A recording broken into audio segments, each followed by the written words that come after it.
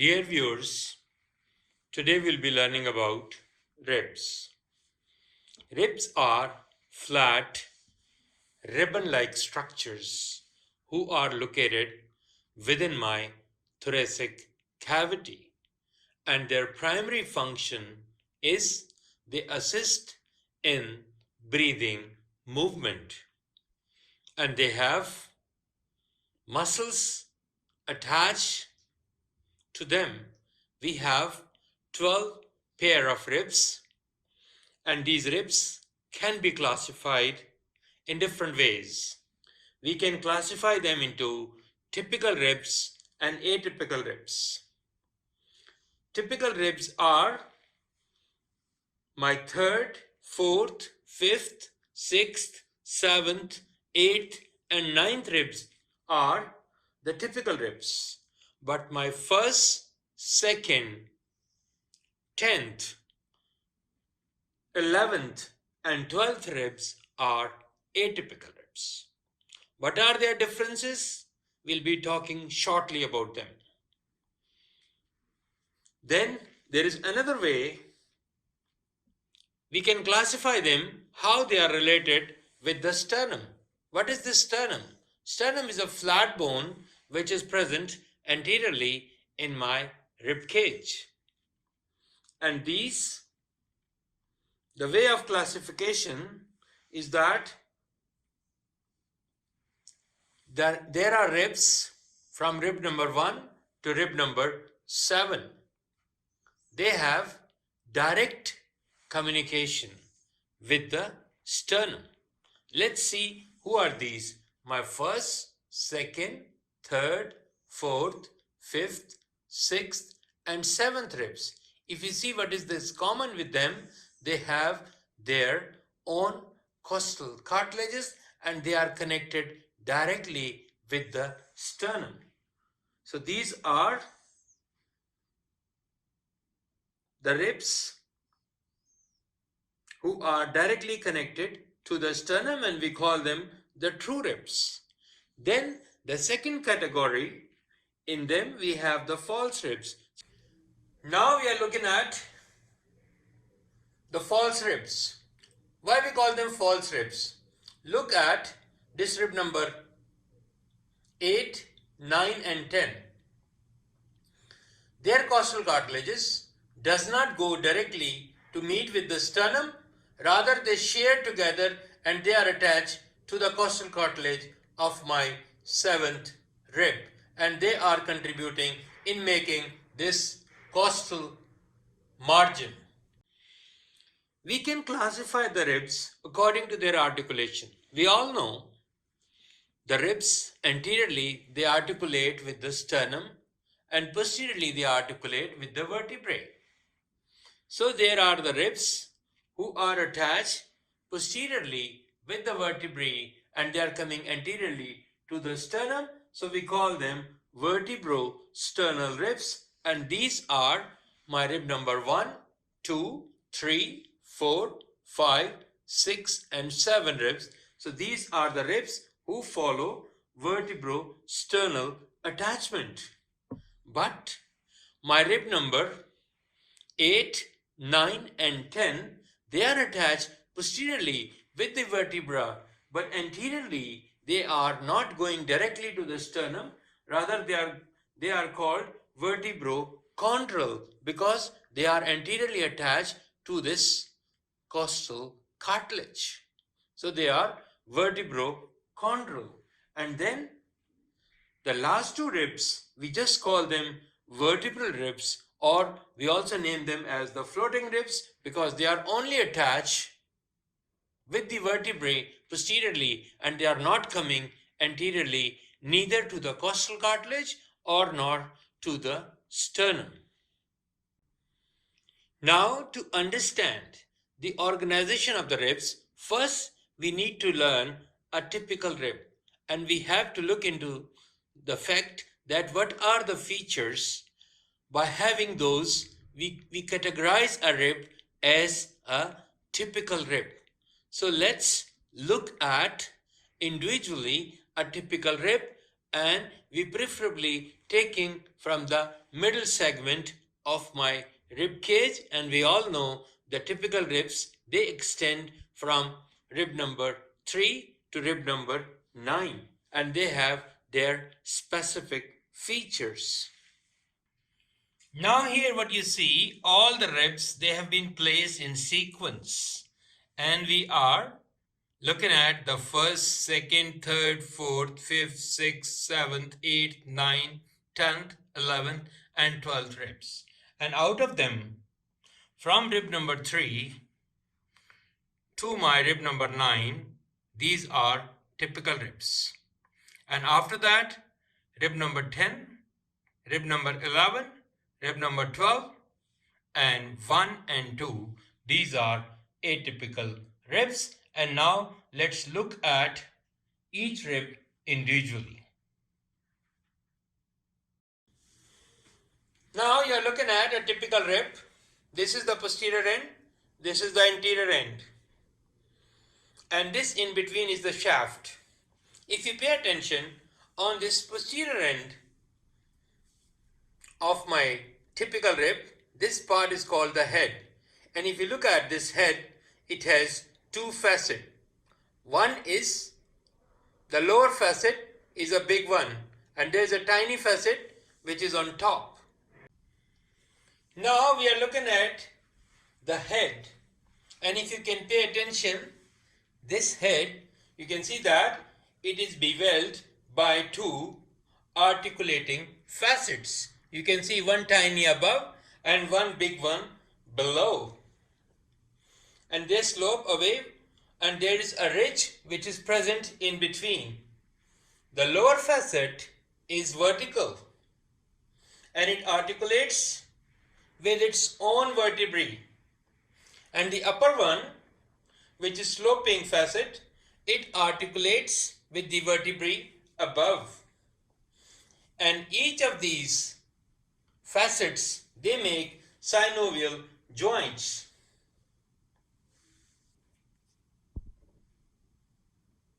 After the head, you can see this flattened part of my posterior end of the rib, that is called neck.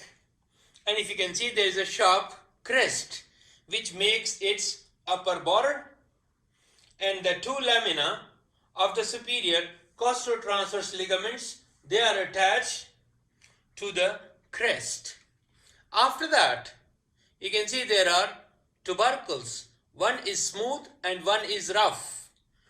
The smooth tubercle, which is medially located, that makes a synovial joint with the transverse process of its own vertebrae. And then if you look at this rough lateral facet, that is meant for giving attachment to the lateral costotransverse ligament. After that, the rib is being curving, so it's making an angle, and this angle is the most susceptible part, which is usually fractured in the cases of trauma. Now we are looking at the shaft of the rib. Look at its upper border, which is rounded, and the lower border, which is sharp. And if you can pay attention, close to this lower border, there we have a depression, a groove. This groove lodges neurovascular bundle. And what are the structures located in that? Topmost is the intercostal vein, then we have intercostal artery, and the lowermost structure is the intercostal nerve. In between the two ribs, we have intercostal space, and this intercostal space is filled by three muscle layers. The anteriormost is my external intercostal, then I have internal intercostal, and the innermost layer is the innermost intercostal muscle. This innermost layer is not a complete layer, and in between my innermost layer and internal layer, we have this neurovascular bundle. Now we are looking at the anterior end of the rib, and there you can see there is a concave fossa, and here we have the articulation of the costal cartilage, and they make a primary cartilaginous joint. Now you are looking at rib number 10. And what is the difference? Why this rib is being atypical? The only difference by which this rib becomes atypical, that if you look at its head, it has only one facet. Rest, it has all the characteristics of a typical rib. Now we are looking at the first rib. And if you look at it, this is the posterior end, this is the anterior end. And there we can see the head, the neck, tubercle and angle, they are in one location. And then we have the shaft. Now this rib is the shortest, broadest and most acutely curved rib, having a superior surface and an inferior surface. Superior surface is rough, inferior surface is smooth, an inner border and an outer border. The shaft is flattened above, downwards, so it has upper and lower surfaces. And then its head is small, rounded, and bears a single circular articular facet to articulate with the side of the first thoracic vertebrae. Its neck is rounded and elongated. It is directed upwards, backwards, and laterally. First rib has no costal groove on its inner surface. Its angle and tubercle, they coincide with each other. And its anterior end is larger and thicker. Now if you look at its superior surface, there you can see there is a groove, and there is an area which is marked as a groove. And there we can see there is a tubercle here, and this we call it as the screenii tubercle. And this groove is because of we have subclavian artery that passes in this area, and because of that there we can see this groove, and in this area we have the passage of the subclavian vein. Now you are looking at the second rib, and I also kept the first rib in location so you can compare. It's almost double the size of my first rib, and if you can compare, the head and neck are quite similar, but it's bigger in size, and on its outer surface there is a rough area. You can see both the sides, and this rough area is meant for the attachment of my serratus anterior muscle. Now we are looking at the rib number 11 and rib number 12. Both of them are called floating ribs. I'll be talking about features of the 11th rib first. It has a head, and this head has a single facet to articulate with the 11th vertebrae. There's a short neck, but there is no tubercle, and there's a slight angle, and there's a shallow costal groove. When I'll come to the 12th rib, its heads also have one facet, and it articulates with my 12 thoracic vertebrae, and then it is a short constriction that forms the neck, and then there is no tubercle, no angle, and no costal groove, and the inner surface of the shaft that faces slightly upwards. You can see this difference. Let's recap. What are we looking at? We are looking at a typical rib. This is the posterior end, and this is the anterior end. This part is the head, this is neck, these are the tubercles, and this is the angle, and this is the shaft. There is the upper border, and that one is the lower border. And there you can see a distinct area that we call it as the costal groove. Let's pay attention to this head of this atypical rib. If you can see that, there is a big ovoid facet, and this facet is meant for attachment of this rib to its own vertebrae. What do I mean by saying its own vertebrae? If this is rib number 6, this big ovoid facet will go to the demifacet which is present on the 6th thoracic vertebrae. And there we can see there is another facet which is present on the head also, and this facet will be meant for the vertebrae above. And who's the vertebrae above to my 6th thoracic vertebrae? The upper vertebrae is the 5th vertebrae. So this will be going to the lower demifacet which is located laterally on the body of my 5th thoracic vertebrae. And you can see there is a crest in between that is going towards my intervertebral disc. After that, you are looking at the neck, and you can see that this part is the neck, and then what we see here, we are looking at the tubercle. And this is an articulating tubercle. This articulating tubercle, it goes and get attached. We have on the transverse process of the same thoracic vertebrae where this rib is belong to, that is the 6th thoracic vertebrae.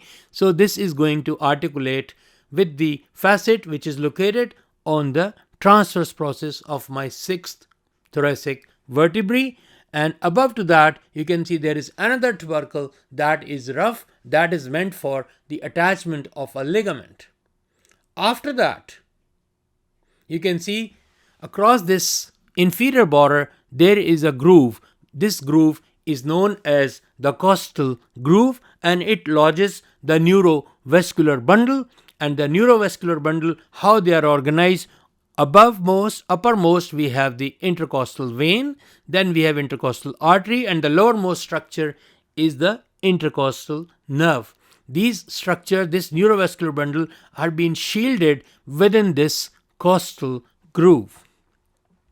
Now let's look at the first rib. This is an atypical type of rib, and look at its different features. There is a head, and head has only one facet, and that this first rib is being articulating with my 1st thoracic vertebrae. There is a slender neck, and after that there is a tubercle. And then what are we looking at? On the superior surface of my first rib. My first rib and second rib, they are different from the remaining ribs. The other ribs have superior and inferior borders, and here we have superior surface and inferior surface, and an inner border and an outer border. The superior surface of my first rib is rough because we have certain structure which are passing above to that, and they make some grooves on their superior surface. The inferior surface of my first and second ribs, as they are lying horizontally, they are smooth because the lung and the pleura, they come and they are touching to these ribs during each breath. So there you can see a very clearly marked area, and that is the groove for my subclavian artery. Then we have another groove which is located more anteriorly, and that is my groove for subclavian vein. So anteriorly we have a groove for subclavian vein, and posteriorly we have a groove for subclavian artery, and in between we have something demarcating, that is my scalenii tubercle, and that is giving attachment to my scalenii muscles. So this was my first rib. Now let's look at the second rib. The second rib is bigger than my first rib, and it is also present horizontally, and it also has a superior surface, inferior surface, an inner border and outer border. Let's look at its feature. There's a head, there's a neck, and there's a tubercle.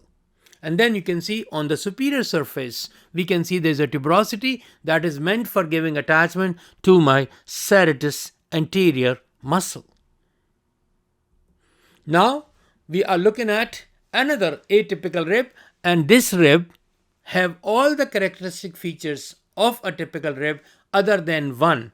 And this rib is my 10th rib, and what is the differentiating point? Its head has only one facet.